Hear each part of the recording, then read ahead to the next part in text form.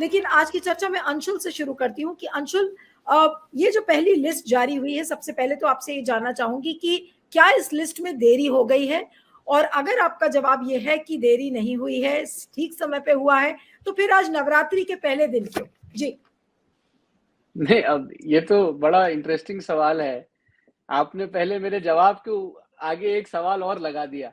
देखिए, आमतौर पे कांग्रेस की लिस्ट इसी समय में चुनाव के से इतने पहले ही डिक्लेयर होती थी।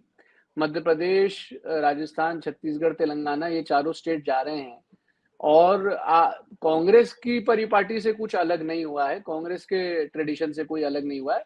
ये तो भाजपा ने जो है बहुत पहले अपनी जो सीट्स थी, जो कैंडिडेट्स थे वो डिक्लेयर किए, तो लोगों को लगने लगा कि हम लोगों ने देरी कर दी। हम लोगों ने अपना जो प्रोसेस था, स्क्रीनिंग कमेटी की मीटिंग्स थी, सारे जो प्रोसीजर्स थे, सारे सर्वेस थे और सब लोगों से एक बार परामर्श करके जैसे सूची निकलती है कांग्रेस में वैसे ही निकली है। सवाल तो भाजपा से पूछा जाना चाहिए कि इतना क्या प्रेशर था कि इतनी जल्दी सूची निकाल दी गई, इतनी जल्दी जो है वो प्रचार को ओवर ड्राइव में ले गए हैं। तो ये सारे सवाल उनसे पूछे जाने चाहिए।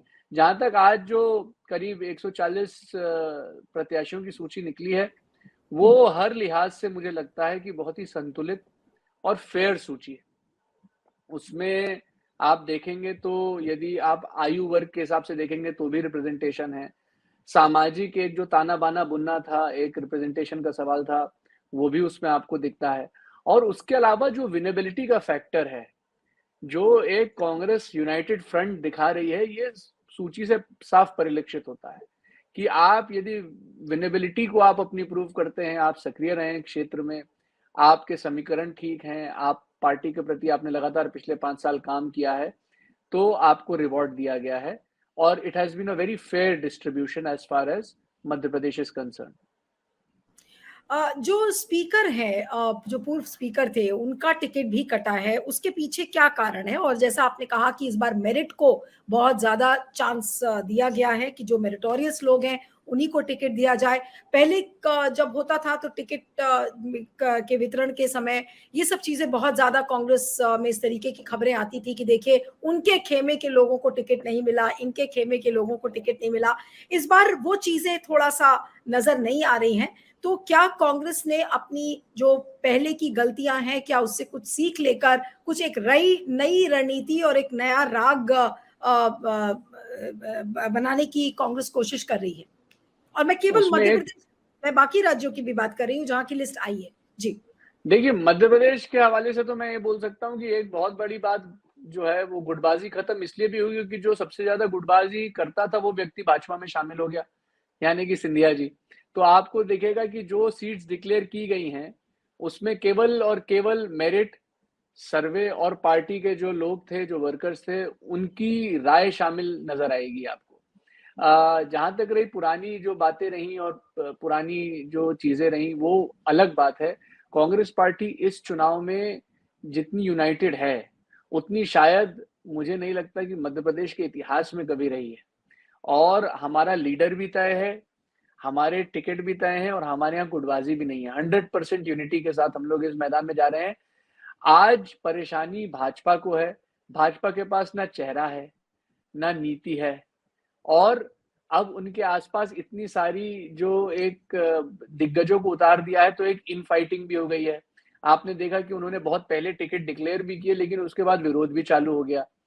तो ये सारी जो चीजें हैं जो सत्ता के साथ कई बार आती हैं, जो भी पावरफुल रहता है उसमें फैक्शनलिज्म बढ़ता है। तो ये आपको दिखेगा कि अब वो भाजपा में है और हमारा जो है वो एक यूनाइटेड हाउस है। सब एक है, सब कमलनाथ जी के साथ हैं और 17 तारीख को मध्य प्रदेश में आपको एक बदलाव जरूर मिलने वाला है। एक दो सवाल आपसे और करूंगी, उसके बाद फिर अपने वरिष्ठ पत्रकारों के पास जाऊंगी। अंशुल की, कांग्रेस में ये चीजें पहले नहीं देखी जाती थी कि नवरात्रि के पहले दिन या नवरात्रि का वेट किया जाए। कमलनाथ ने खुद कहा कि नहीं, पितृपक्ष खत्म हो जाएगा उसके बाद हम ये लिस्ट जारी करेंगे। तो ये जो एक सॉफ्ट हिंदुत्व की तरफ जो एक इंक्लिनेशन है कांग्रेस का, ये कांग्रेस के डीएनए में नजर नहीं आता था। ये चीज क्यों इस बार हो रही है? या फिर ये एक रणनीति का हिस्सा है? ये भी हो सकता है कि एक रणनीति का हिस्सा हो। जी। देखिए, आप बहुत वरिष्ठ पत्रकार हैं, मैं आपको ये बहुत सीरियस सवाल है। देखिए, ये हिंदुत्व सॉफ्ट और हार्ड कुछ नहीं होता है। हिंदुत्व हिंदुत्व होता है। और किसी ऑस्पिशियस दिन पे, किसी शुभ दिन पे किसी चीज की घोषणा करना हिंदुत्व नहीं है। देखिए, वो तो ये जो बात है हिंदुत्व को समझना और उसका हिंदू धर्म से एक फर्क समझना हिंदू धर्म और हिंदुत्व में, ये बहुत जरूरी है नीलू जी। हिंदुत्व और हिंदू धर्म का कोई लेना देना नहीं, ये सावरकर ने खुद ने अपनी किताब में लिखा है।